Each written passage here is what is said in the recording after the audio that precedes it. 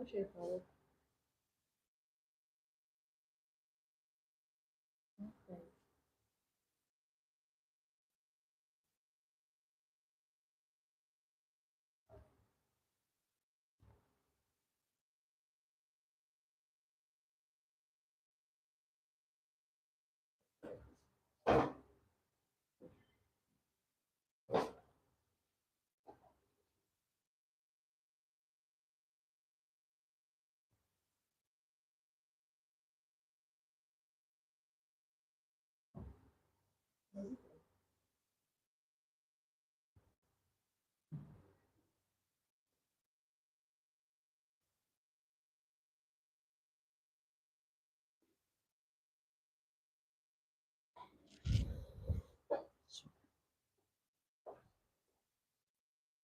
Okay, so let's begin.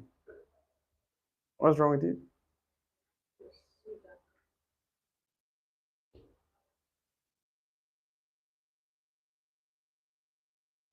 All right, so let's look at reading.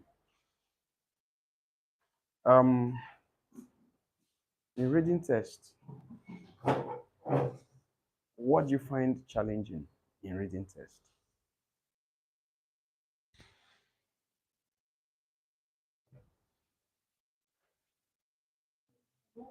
More like I've only done one practice test. That was the one we did on On your own, you've not done any reading on your own. this science. All the things they sent to me, like this thing like this. No. There are 5 textbooks there. Textbook. 5 textbooks there. Except a lesson, the one truth not given and There are 5 textbooks. for reading. Yes. Do you have your system here? Okay. Maybe you have to open it so I'll show it to you. There are 5 textbooks in there that you're supposed to take on some reading exercises from. Mhm. All right, so let's get started.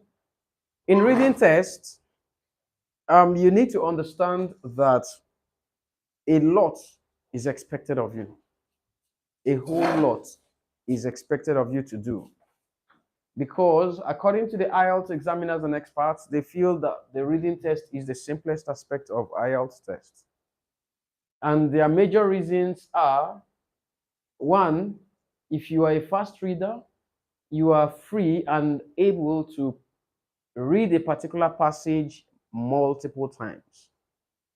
Unlike the listening test, where it plays just once and it's over. It's never repeated twice.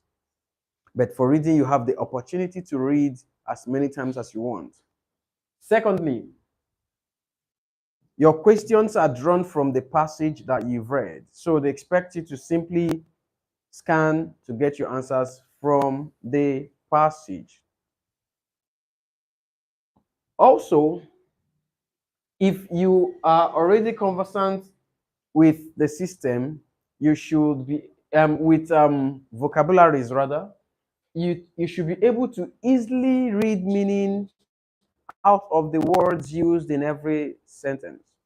And it's easier for you to actually go through the information and pick out whatever it is that is expected of you to understand from the information passed. Then, in reading tests, there are different levels of easiness or difficulties depending on the one you want to, which however you want to see it.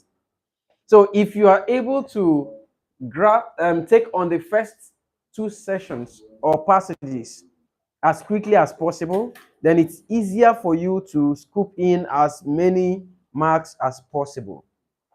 Right? So basically, a reading test requires a lot of practice, it requires concentration, it requires vocabularies, It requires fast reading skills and ability to also scan to get your answers.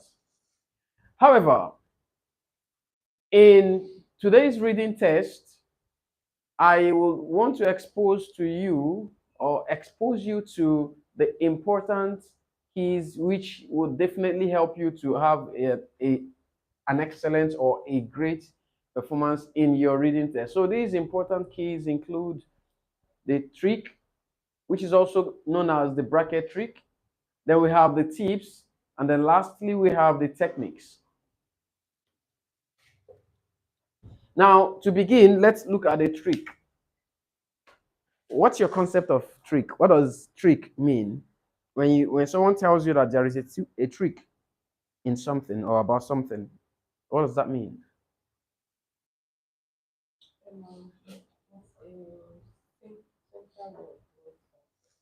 A simpler way. So trick makes something simple.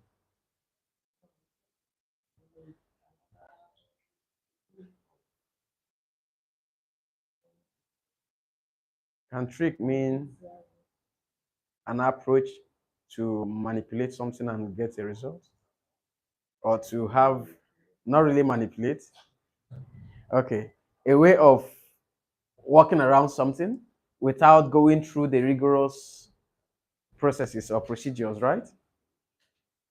So in reading test, there is what we call the bracket trick. So the bracket trick is the practice of putting in brackets a part of your answer that you're not so sure if it should be there.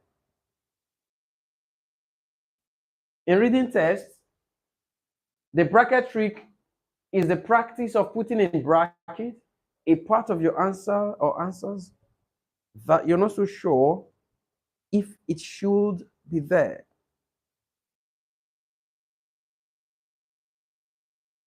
So you simply just apply that part of your answer in bracket.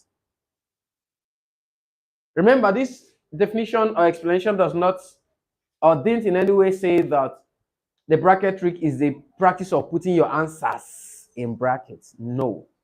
It's the practice of putting a part of your answer, especially the ones you are not so sure about, that is, whether or not that answer should be there. Then you apply the bracket trick. Now, the application of the bracket trick works hand in glove with a particular thing that you must always respect in the exam, and this simply means the instruction. So, for instance, in IELTS, you'll always see this template of instruction, and you are expected to adhere strictly to it when you're writing your answers.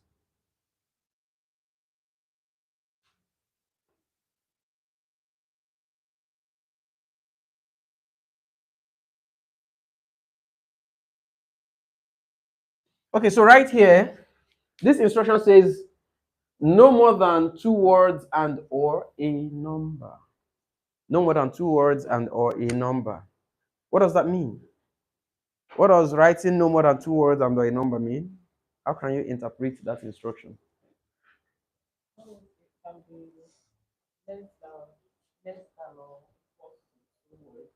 You bring in mathematics inside. It should not be less than or not more than. What do you call that? The coefficients of x. Tell IELTS to look for f. Anyway. Okay, so please explain this. Number. So by that, you can add the number to the 2 words. So in other words, this means that your answer should be 2 words plus a number, or not, or 1 word plus a number, or just 1 word, or just 2 words. all right. Sometimes I suspect whether you watch some videos on YouTube. Do you? You don't? Okay, you mean the INP? Yes. Not the ones on your system. Do you watch videos elsewhere?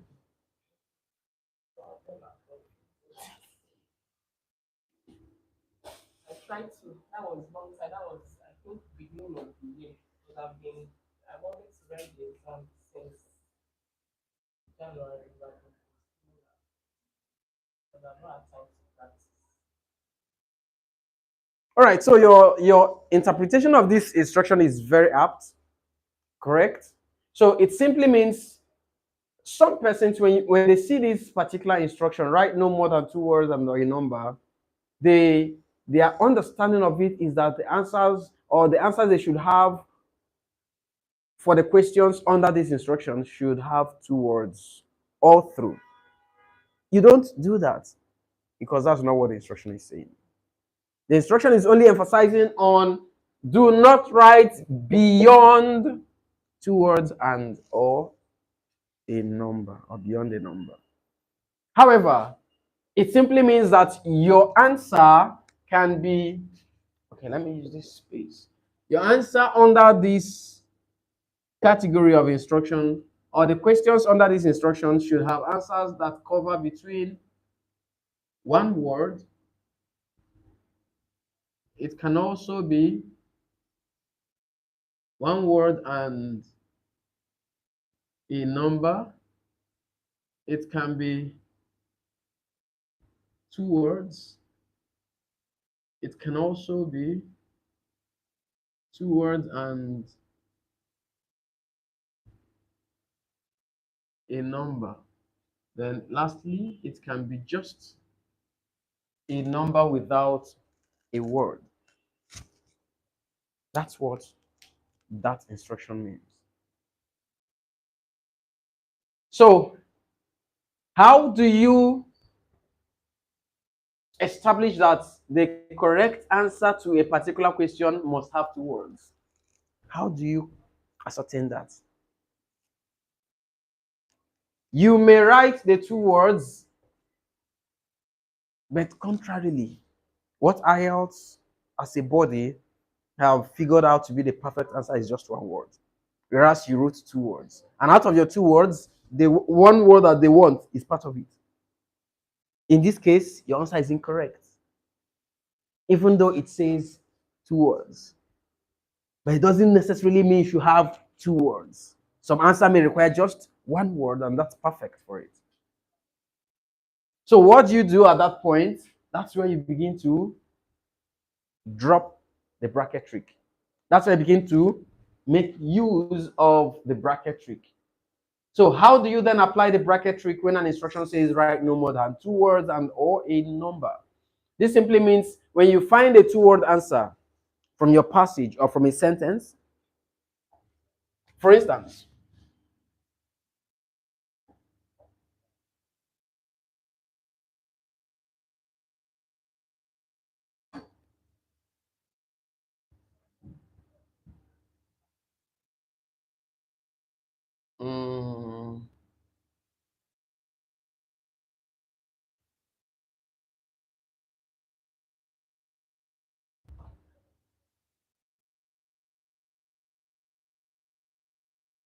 okay, so let's look at this example. Hot mixer. So when you find this as your answer, it aligns with the instruction. It's in consonance with this instruction. 2 words, right? But it's possible that although it says no more than 2 words, it doesn't necessarily need the 2 words. So what do you do? And definitely, out of these 2 words, the correct answer is there. And then another one here would be a supporting word to the correct answer. So you want to find out which among these 2 words is a supporting answer and which is the main answer. Which one do you think is the main answer?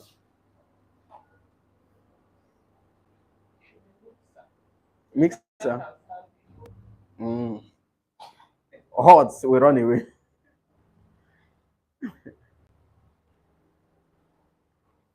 She said it's mixer. What do you think? Pardon? I didn't ask you which one you're going to put in bracket.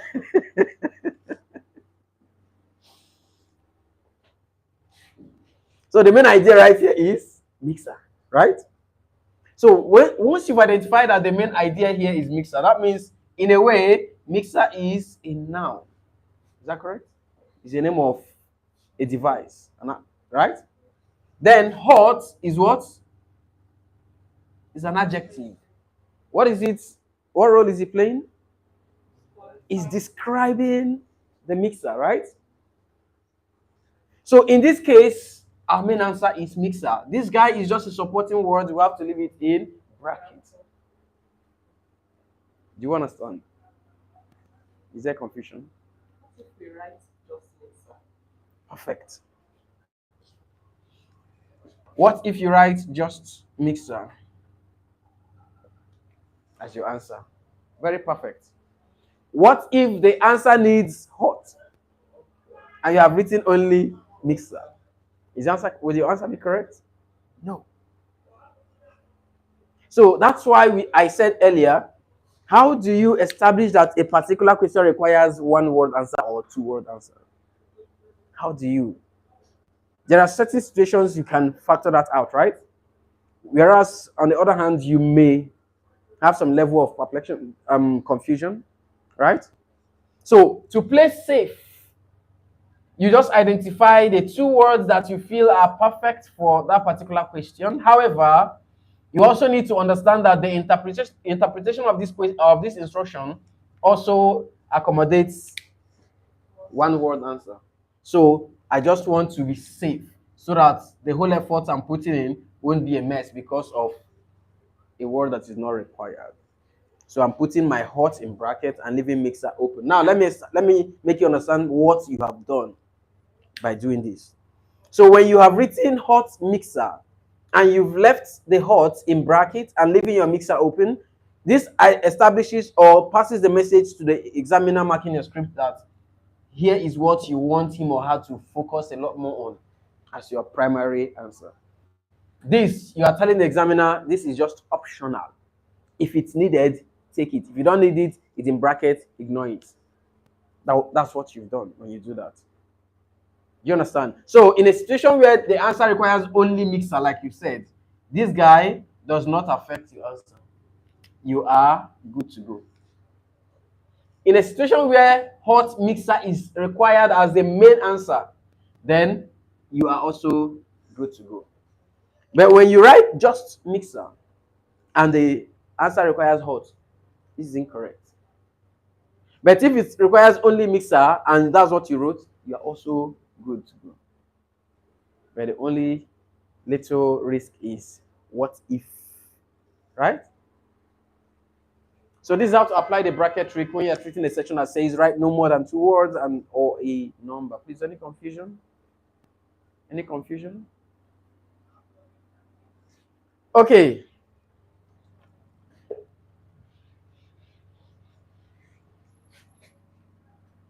Now, if you can reminisce when I was explaining the bracket trick and its application, I defined or explained that it is the practice of putting in bracket a part of your answer. So anyone thinking right now of putting brackets everywhere, you are just going to be sitting on a very long tail. So don't apply bracket around every word you write out. Because if I do this,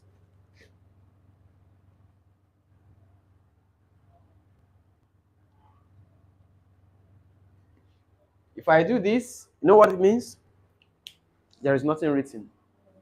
Nothing is written as your answer. It's as well as being blank. Do you understand? Now, this would have been the perfect thing to do. But when you do this, you do not have any answer of your own. You are telling the examiner, help me, I don't know. Help me. Help me and choose. And that's not the contract with IELTS. You are expected to provide your own answer. But if you have any doubt, then you bring out a supporting word and leave it in bracket. Right? So don't do this to your main answer. So leave your main answer open. Now let me also help make us understand that should this happen, when you leave hot open and mixer in brackets, then unfortunately mixer happens to be the main answer. The answer will be incorrect. Do you understand this? Is it confusing? Is it clear? So what you are saying, we have to look for Main the answer. word that can stand alone. The word not just standing alone. The main answer. And you don't even know the main answer, and that's why you put it in the bracket. So how do you From the question. From the question, you would know what. get closest to it? Yes. From the question, you know what they need, whether it's the adjective or the main noun. Do you understand? It is the question that will help you to make the best choice of your correct answer. Okay, so that's for 2 words. Let's also look at a situation where the instruction says write no more than 3 words and or a number. Write no more than 3 words and or a number. Who can help to interpret that instruction? Write no more than 3 words and or a number. What does it mean?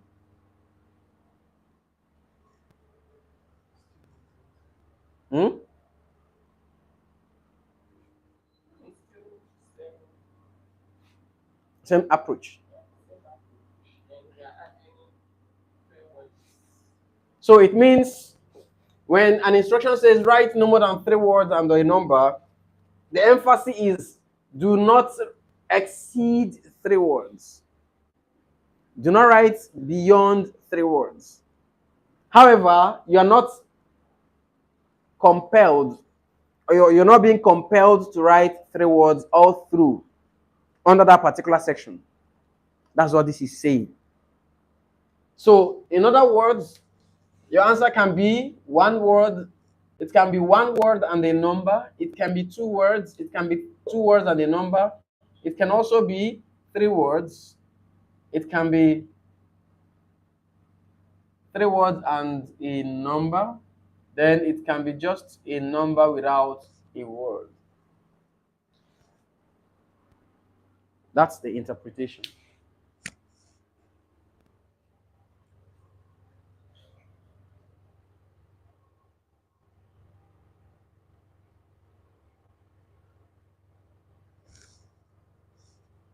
So let's look at a scenario or situation where you can apply the bracket trick around the instruction that says no more than 3 words and or a number.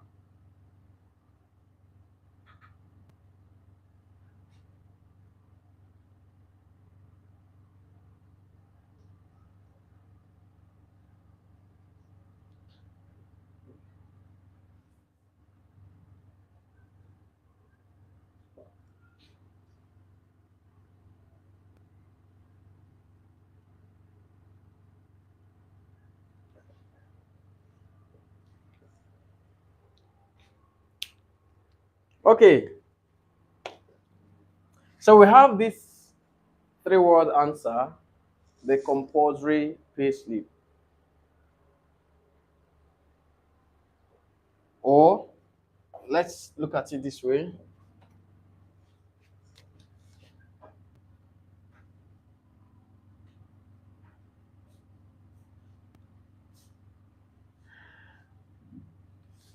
Is this 1 word?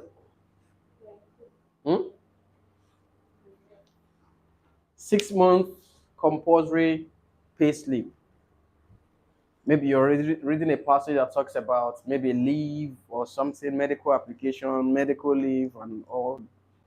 And then the question requires the period or the number of pay slips or the duration or period of pay slips that one is meant to submit before the application for leave or application for whatever it is can be processed. And you feel this is the correct answer. 6 month compulsory pay slip. What's the main answer? Or what are the main answers? Hmm? Yeah? 6 month pay slip. Pay slip. Okay. So pay slip, 6 month pay slip. All right. Right here on the board, pay slip is the noun.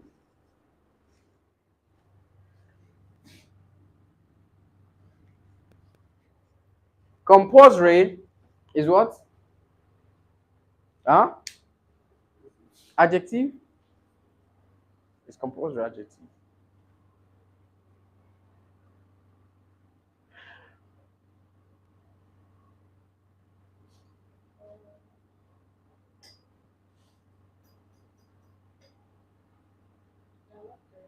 Hmm? What is it doing?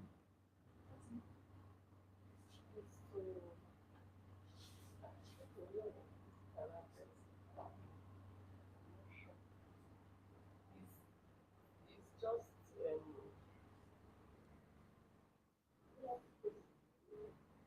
Hmm?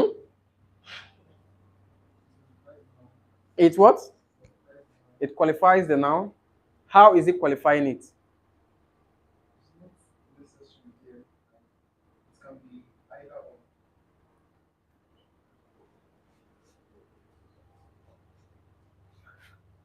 Compulsory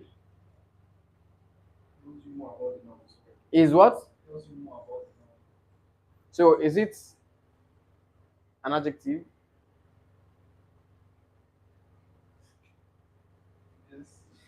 Let's go back to primary school.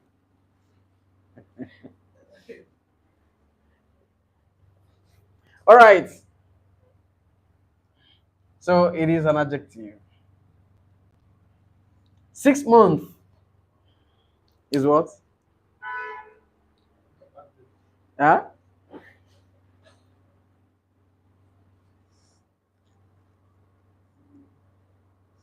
6 months is what? 6 months is what in English? 6 months. I mean,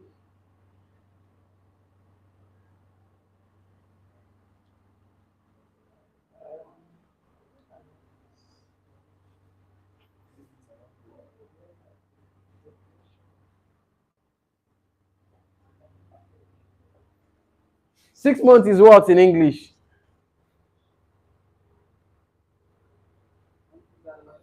Hmm? Adverb. Adverb. Huh? Now, in adverb, this is trying to give what? Time. Period. Time. Hmm? Ah, I wish I went to school.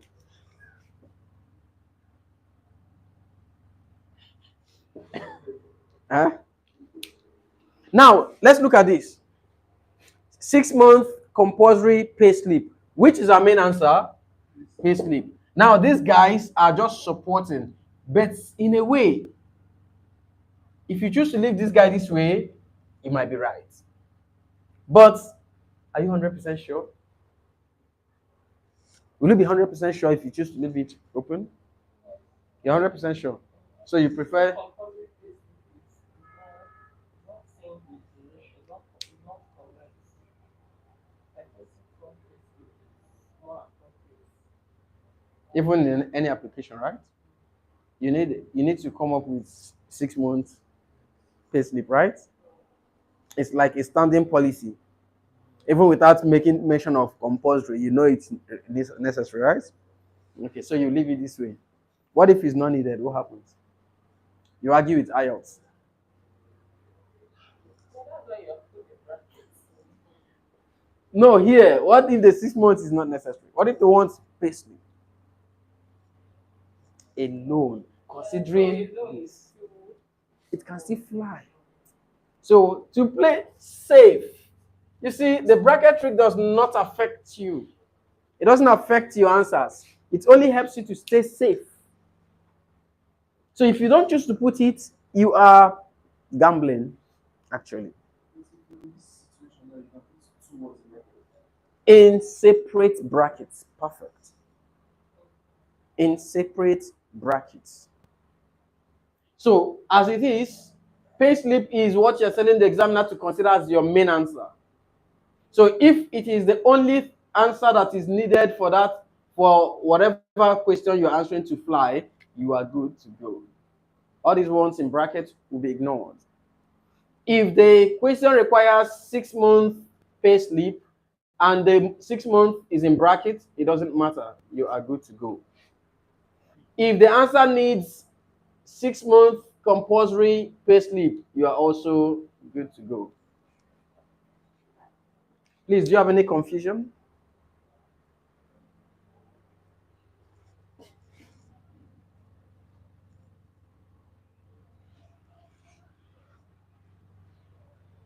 So let's go to the next.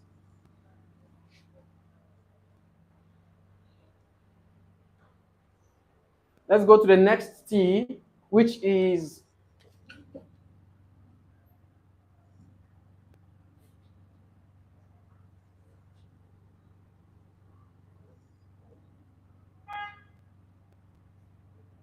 tips.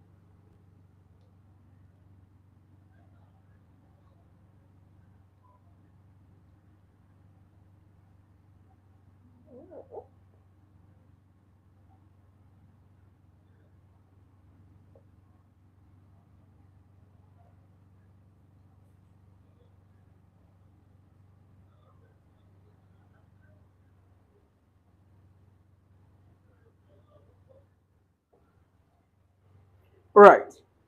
So here are the tips we shall be looking at in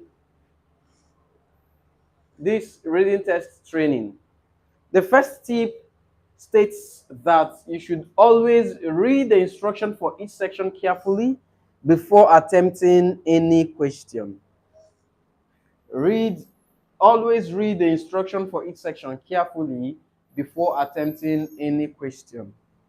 Now, this particular tip of reading instructions before attempting any question does not apply only in IELTS. It goes is applicable when you are treating any exam, any test. It's very important that you read instructions before you jump on any question or section. So what will this help you to achieve? Reading instructions before you begin attempting any question. What will that help you to achieve? One, when you read instruction, it will help you to know how your answer should come. If your answer should be in letters of the alphabet, A, B, C, or D, or if it should come in the Roman numerals. Some persons fail their IELTS tests not because they didn't get the answers, but because they wrote the answers in the wrong way. In a situation where the instruction says write A or B or C, and you didn't read the instruction to identify this, rather than writing A or B or C, you are copying what is written beside A or B or C. At that point, your answer is incorrect because you have gone against the instruction. Not minding that what you may have copied is actually the right answer, right? But it is written wrongly. So you need to read instructions to identify that. Also, in reading tests, you need to read instructions to know if you are meant to pick 2 letters or 3 letters to cover for 2 or 3 different questions. For instance, there are instructions that would say you should For questions 11 to 13, choose any 3 correct letters from the list of options given. For questions 11 to 13, choose any 3 correct letters from the list of options given. So in this case, it says choose any 3 correct letters. Now, this word any doesn't mean that you must follow the chronological order of the alphabets. No, it says any. So your first answer can be D, your second answer can be A, your third answer can be F. Do you understand this? Any, that's what the instruction says. Some persons who didn't read that instruction might end up writing A, D, A, F against number 11 alone. And then they are looking for where answers to 12 and 13 are, not knowing that they have compressed everything in one. Right? You also need to understand if instruction says choose 2 correct letters for questions 14 and 15 from the list of options labeled labeled A to D. So once it says choose 2 correct, your answer is expected to come in the right order. You cannot have D first before A. No. You must have a particular letter that comes before another for the 2. Reading instruction will also help you to know if you are meant to match paragraphs with the appropriate headings. It would help you. Instruction would guide you. Reading instructions will also help you to know if a paragraph will solve 2 different questions. If one paragraph will solve 2 different questions. How do you find this out? When you go through the instruction section, you would see something like this.